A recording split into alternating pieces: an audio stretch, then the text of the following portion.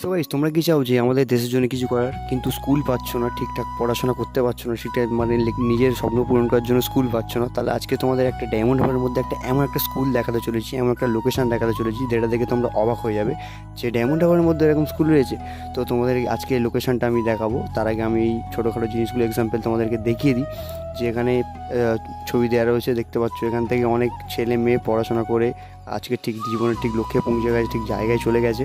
তো এখানে ইন্ডিয়ান আর্মিতে জয়েন হওয়ার জন্য যা যা লাগে তার জন্য এক্সাম্পল রয়েছে। এখানে সকাল থেকে সারাদিন ট্রেনিং যে সব কিছু এখানে হয়, আর থাকা খাওয়ার ব্যবস্থাও এখানে রয়েছে।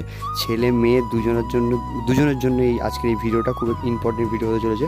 তো লোকেশনটা তোমাদের সবাইকে আমি বলে দিই যে ডায়মন্ড হারবার থেকে যে স্টেশন বা যে রাস্তাটা বাম দিকে যে নেমে গেছে, ওই রাস্তাটা ধরে সোজা তোমরা চলে আসবে যে গুরুদাসনগরের দিক যেতে, যে রাস্তাটা ভারত শাসন স্কুলের পাশ থেকে। তো গুরুদাসনগর দিক যেতে সোজা পড়বে।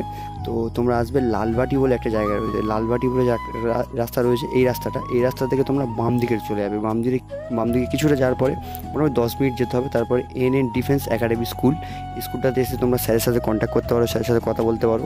মানে এখানে আমি যতটা জানি যে এখানে খুব সুন্দর পড়াশোনা হয়, এখানে প্রচুর ছেলেমেয়ে পড়াশোনা করে।